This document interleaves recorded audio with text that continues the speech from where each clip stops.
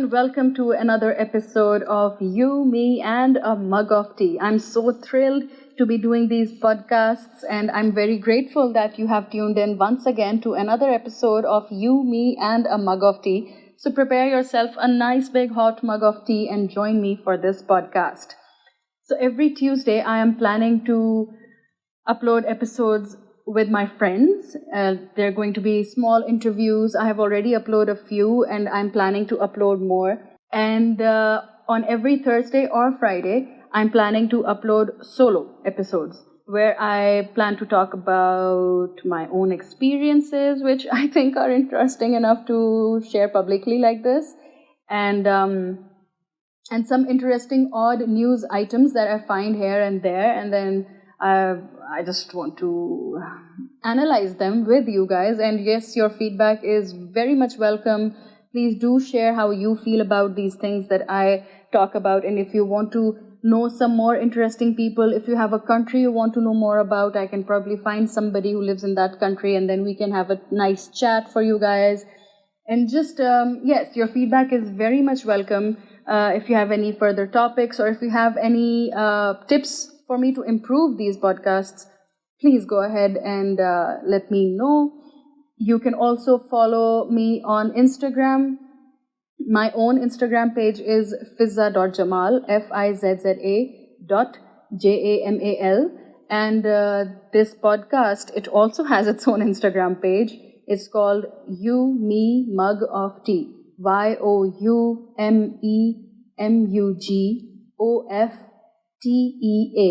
You, Me, Mug of Tea.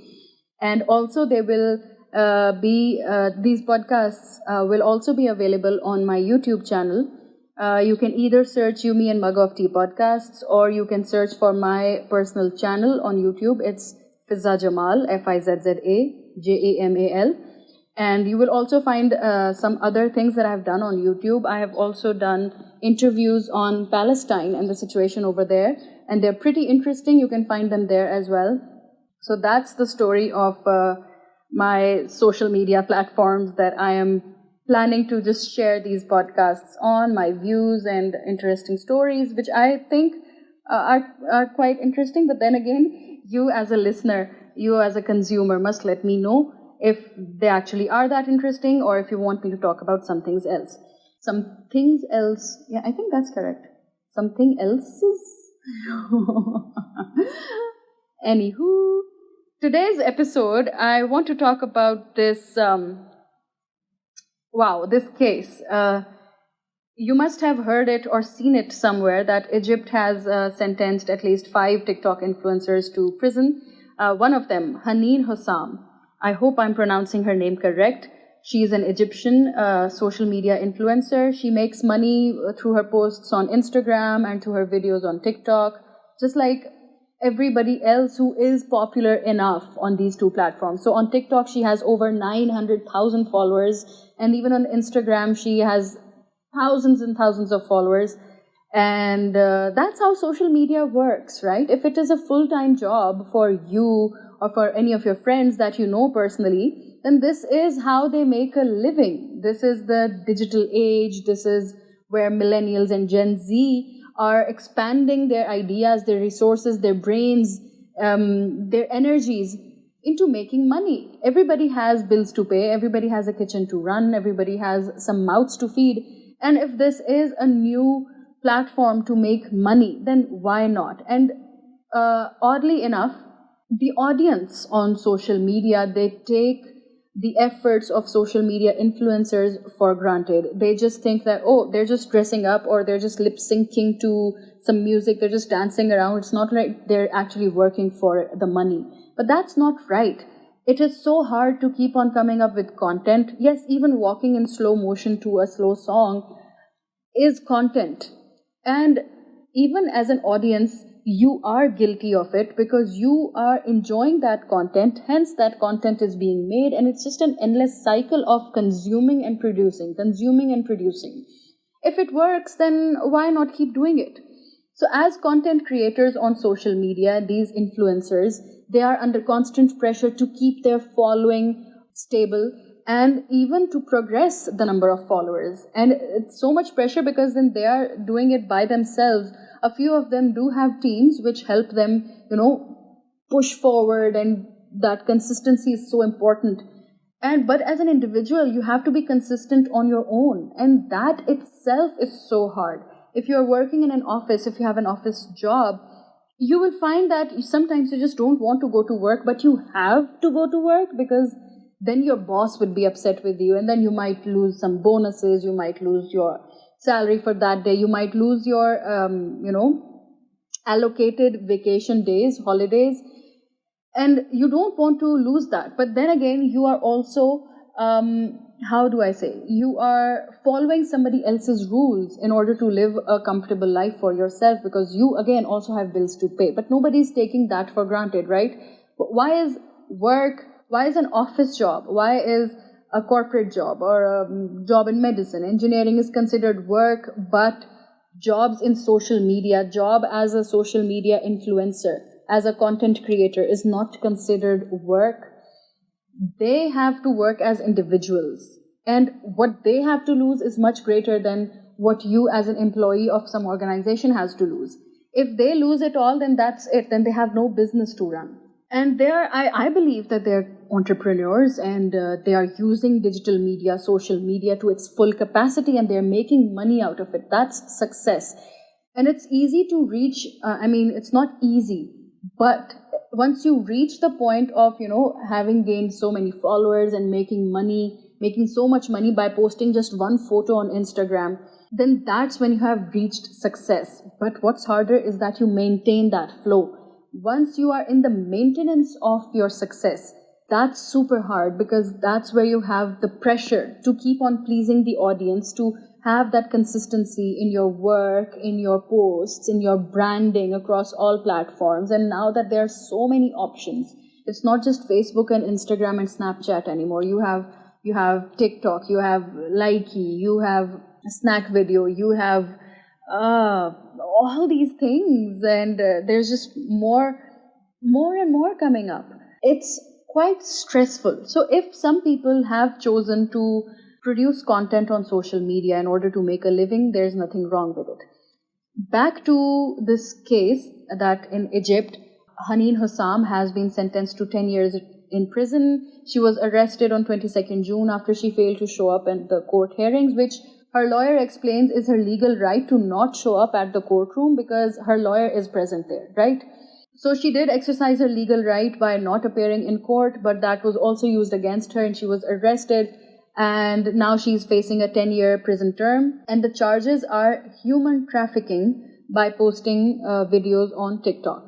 I'll explain more about that. And just last year, when she was just 19 years old, that's right, she's only 20 years old right now, a 20-year-old social media female influencer is facing 10 years in prison on human trafficking charges when she's just 20 years old.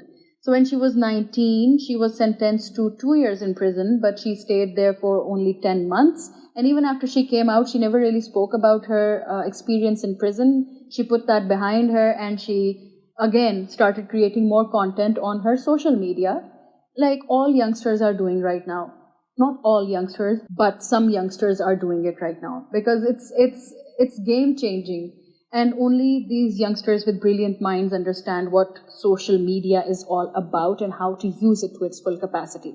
It's not just Haneen Hossam who's been sentenced to prison. Her friend as well, Aladham, I think that's her name. I hope I'm pronouncing it correct. She has also been sentenced to 6 years in prison. And there are 2 other boys who have been sentenced to 6 years for being an accomplice in this human trafficking case, and 1 other has also been imprisoned. They have also been fined in Egyptian pounds, which in US dollars makes about around $13,000. So what do they mean when they say that Haneen Hossam and all these other TikTok influencers were involved in human trafficking? What Haneen Hossam and these friends of her did, that they posted on TikTok, and they asked other young women to join this other social media platform called Likey, and once they post videos over there, they can get paid in exchange for those videos that they post. I'll repeat myself. Haneen Hossam and co, they used their TikTok platform and Instagram platform to just invite other women to make videos and upload them on another social media platform called Likee, and they can make money out of every post that they upload. This is how the Egyptian court has said that they are involved in human trafficking. Why? Because they are exchanging women for money. And women themselves are also involved in this now. If they post their videos on Likee, that they'll get paid for every post. What these courts and these lawyers and these judges, who are the prosecutors, what they fail to understand is that this is how social media works. This is how they make money. And they also said, even last year when Haneen Hossam was arrested, she was arrested on grounds of destroying societal values by posting videos on TikTok. So I decided, okay, if they say that she's destroying societal values, then let's check out her TikTok. And I did. Nowhere did I find anything vulgar. You can also be the judge of it. You can look up her TikTok. It's Haneen Hossam, HaneenHossam. Haneen Hossam. And she wears a headscarf and she's fully dressed in literally all the videos. But in the courtroom, they said that, she's lip syncing to music, to songs, to latest songs, and she's dancing around, which is promulgating this vulgarity in the society, and it's inspiring other young women to do the same behavior. My question is, how? She's fully clothed. Even if she has some videos on the beach, she's fully clothed, she has a headscarf on, and she's just enjoying herself. The entire problem in all of this is that we are talking about a woman. I looked up the Instagram of the boys who were also arrested with her. I'm assuming that they're the ones arrested because on her Instagram page, she has uploaded some photos with two guys, and they're quite repetitive. So I'm assuming that it's these two guys. And their Instagram page, they're doing the same thing. They're also lip syncing to songs, and they're making videos of them dancing. I mean, it's the same thing, but they have also been arrested, but that's the difference, that there are so many male social media influencers as well who are also singing and dancing, but they're not destroying societal values. These boys who've been arrested with Haneen Hossam, they've been arrested as accomplices in the human trafficking scheme. So my question first here is, are only women in charge of keeping the societal values, and are they only responsible for the maintenance of societal values, of keeping the society so pure and whatnot, and the men they're not, they're just there to point fingers at the women who they think are ruining the societal values? Anyway, back to this case. So Haneen uploaded a video where she's crying. I would have loved to add a snippet of it in my podcast, but it's all in Arabic. Egypt is an Arabic country. They speak Arabic. It's their primary language.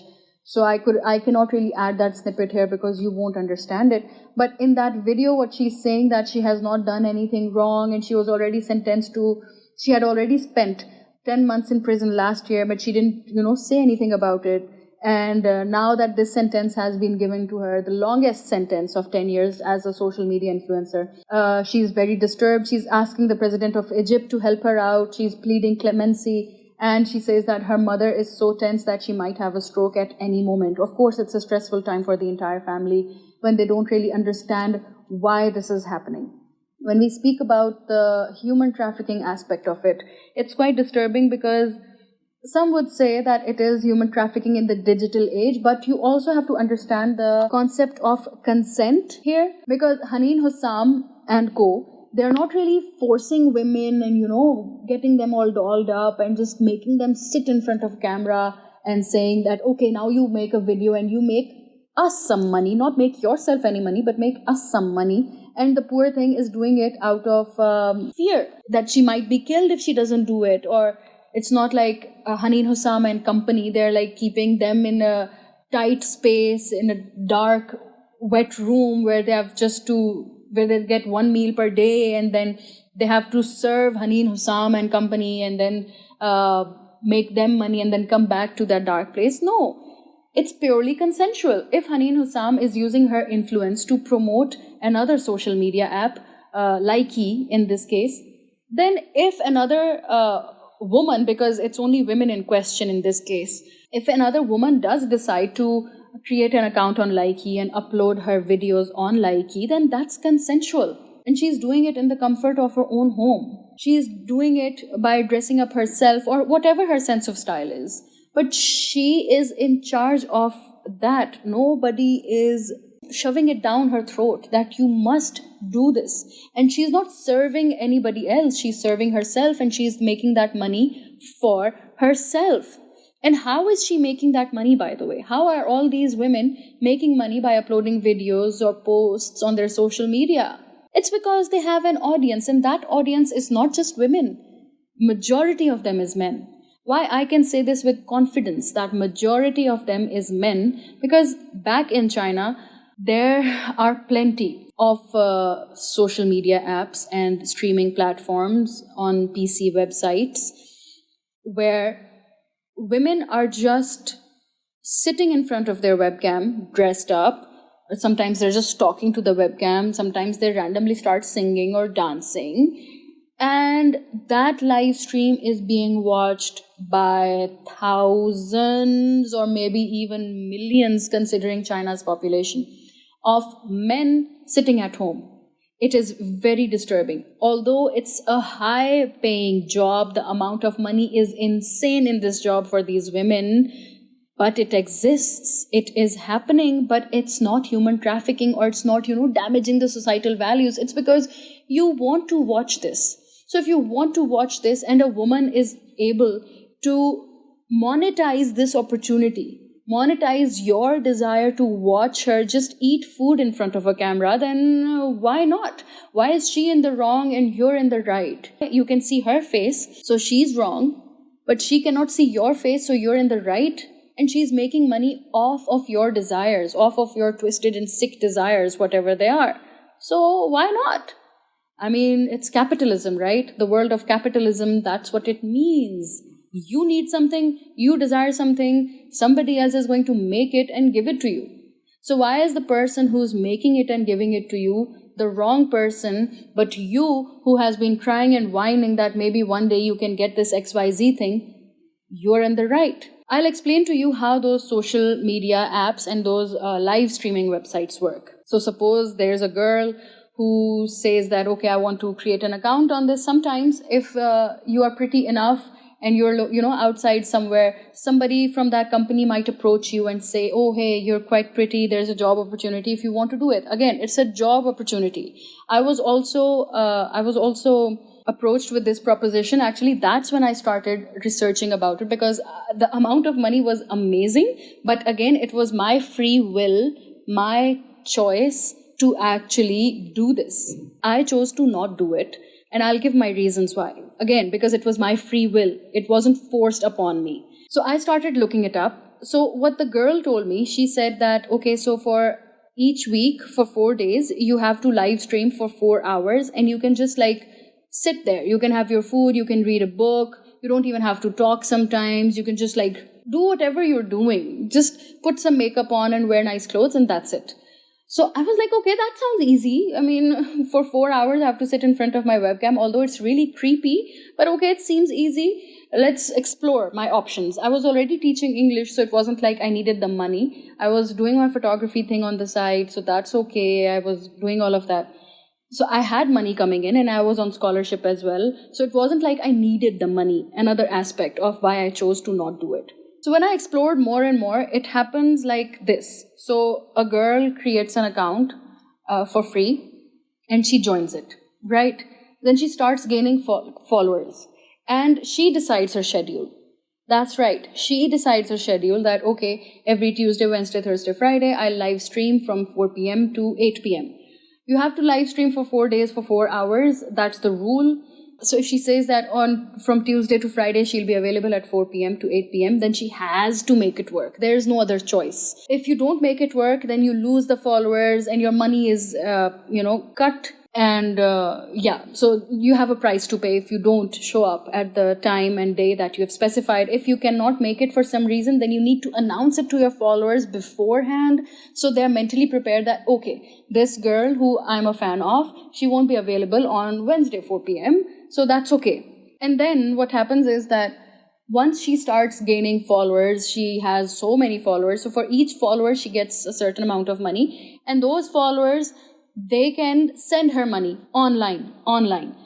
The company strictly tells all the girls to never give out their address or phone number, and if they do, it's on their own discretion, it's their own responsibility if they do decide to share their personal information like that with any of the follower.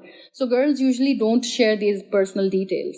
They even change their names on the platform, so nobody really finds out who they are. And then what happens? So the followers, they start sending them money online, and that money goes directly into the girl's account. A percentage of it is cut and sent to the company, but a majority of it is sent to the girl's account, right? And then there are also virtual gifts. How virtual gifts work, that on the same social streaming website, there's a virtual store from where the followers, the fans, they can buy like teddy bears, they can buy red roses, they can buy some other bouquet, chocolates, whatever it is. It's all virtual. But they pay in real cash. They pay online. For example, if a teddy bear costs 4 yuan, then they pay the 4 yuan to the store. They buy the teddy bear, and then they send the teddy bear in the comment section to the girl's live stream. Do you understand? So they have bought the teddy bear from the virtual store, and then the virtual teddy bear is sent to the girl in the comments section, and that's public. Everybody can see that, okay, this man sent her a teddy bear. Oh, you know what? I should send her a bouquet of roses.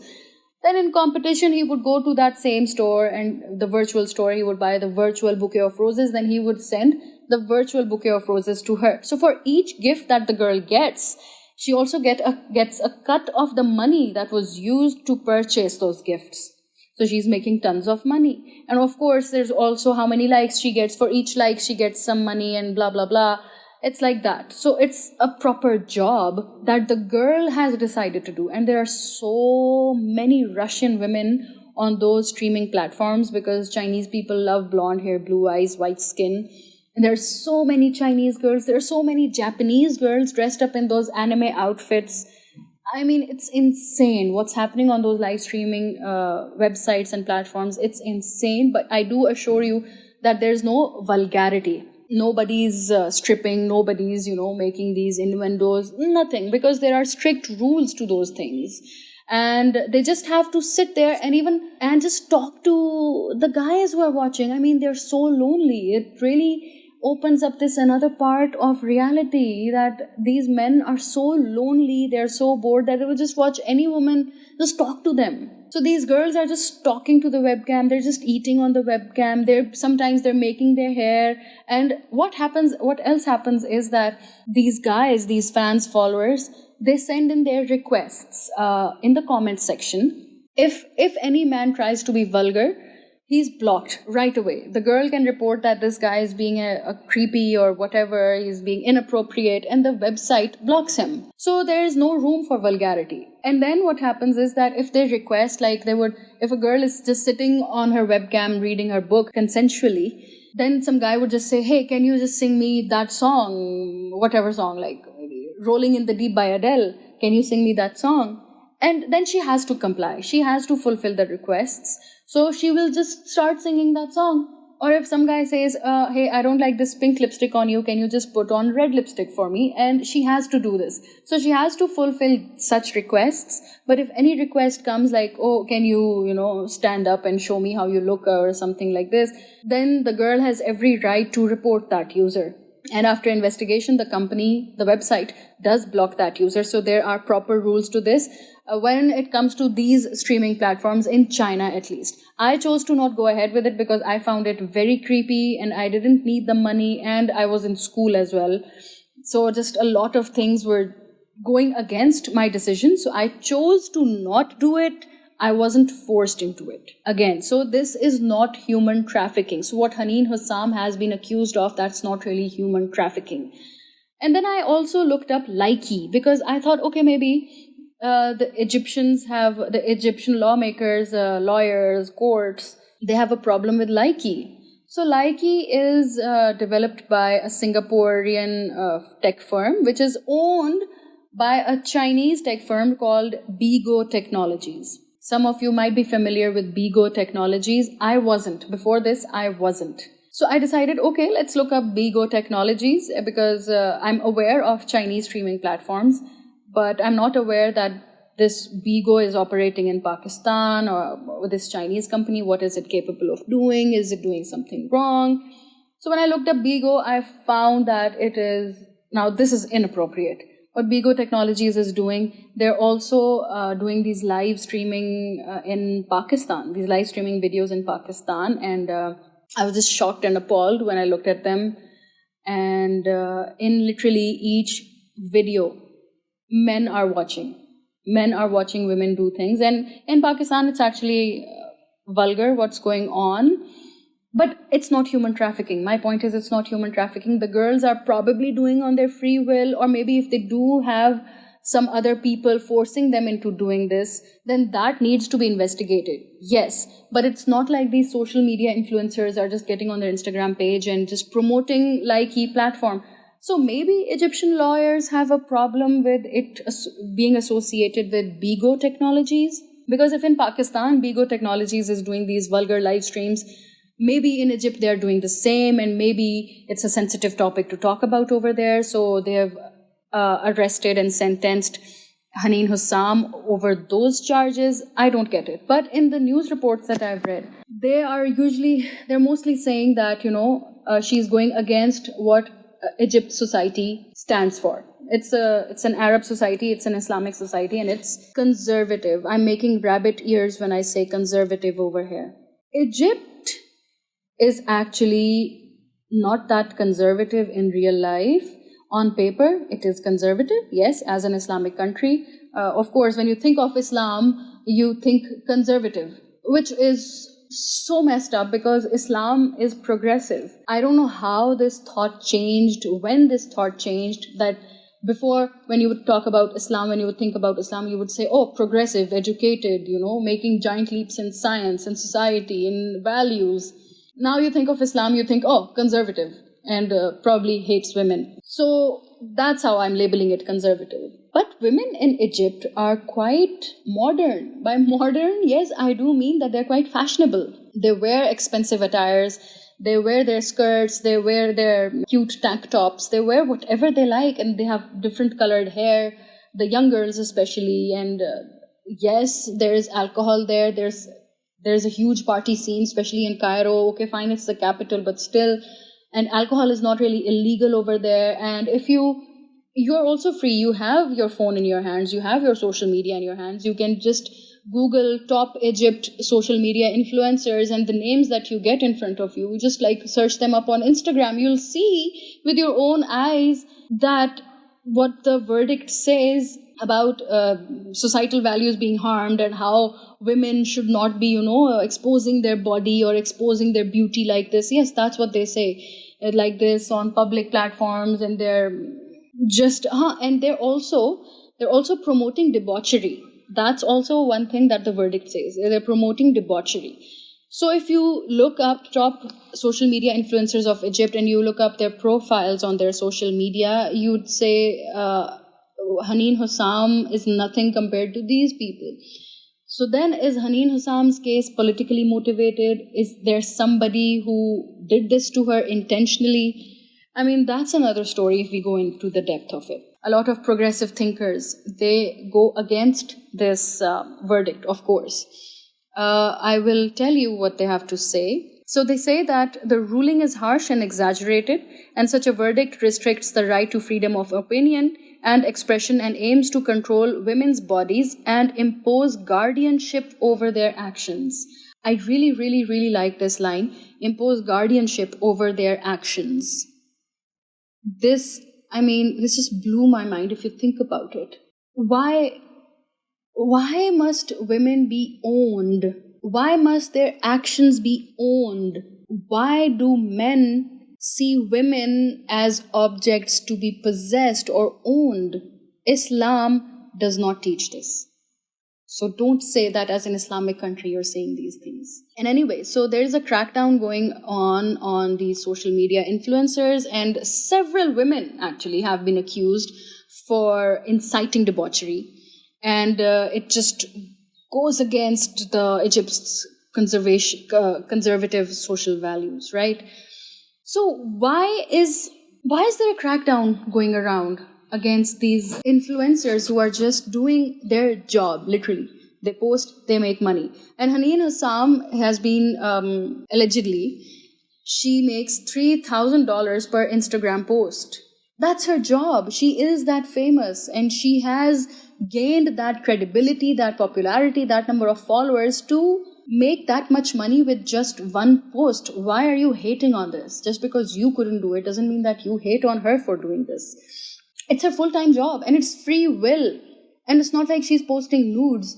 She's fully dressed, she's extremely stylish, and she has a headscarf on. So when you say that, she's going against the conservative values of Egyptian society, and when you look at her, there's nothing about her that's going against conservative Egyptian society. Except that, okay, she's lip-syncing to songs and she's dancing to the music. That's literally almost all Pakistani TikTokers as well. So don't bring in your hypocrisy here to this case. And they have also accused her of posting such posts where it's encouraging women to sell sex online. It just boils my blood. So anyway, that's the case of this Egyptian social media influencer, and it has sparked so much debate. I would talk more about it, but then again, a debate has to be with another person in front of me as well. I would share how I think about it. I think it's extremely wrong, and it just like in the previous minutes of this podcast, I think made myself pretty clear that if it's consensual, if it's running their kitchen, if it's paying their bills, and if they have an audience who are craving for this kind of entertainment, then there is nothing wrong, absolutely nothing wrong. And her being 20 years old right now, she is an adult on paper, and even in real life, she's over 18, so she has the right to make her own decisions. She has the right to support her family. She has the right to be financially independent. And if this is the career path that she has chosen to do that, what's wrong? What is wrong? I'm so upset over this. But let's talk about something better now, something good for women, but not that good. So Tanzania actually wanted to get a bill on the parliament floor which compels husbands to give 40% of their salaries to their wives. And how they planned it would work is that when the company has to pay the salary to the husband, it automatically deducts 40% and deposits only 60% in the husband's bank account and the 40% into the wife's bank account. And it was proposed by a Tanzanian politician. His name is Paul Christian Makonda. And he is also the regional commissioner of Tanzania's Dar es Salaam city. And he announced it on International Women's Day, actually, that he and his team are planning to propose this bill in the parliament and to see what happens over there. So this article is actually from 13th of March, 2020. When I looked up more news about it, I couldn't find it, which is sad, which means that no such bill was ever prepared or, put in front of other parliamentarians because it died down. Why did Paul Christian, this Tanzanian politician, feel the need to introduce such a bill? So he says that he is disturbed by the amount of widows who come through and they say that, after my husband died, my in-laws took all of his property and assets and I'm left with nothing. Or if other wives would come to him and be like, oh, he's having an affair with somebody else, or he's separated from me because he's living with another young woman, not married to her, but just living with another young woman. And I have kids and I have no alimony. Alimony comes after divorce, but I have no financial support from my husband, who also happens to be the father of my kids.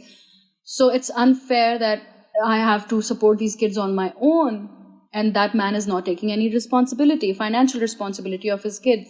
So I think that makes sense in this regard, that he wanted to propose such a bill where 40% of his salary would be automatically transferred to the wife's bank account. And also in that bill, he planned to He planned to make it compulsory to name one of his assets or his property or all of it to his wife in his will. So if he does die, then the in-laws or whoever else cannot come and claim that property and take it away from the wife. These are two of the reasons, and I think they seem very legit. He also says that these married men, they trap these young women in the promise of marriage while they are already married. So they use them for sexual favors or whatever, and then they just ditch them.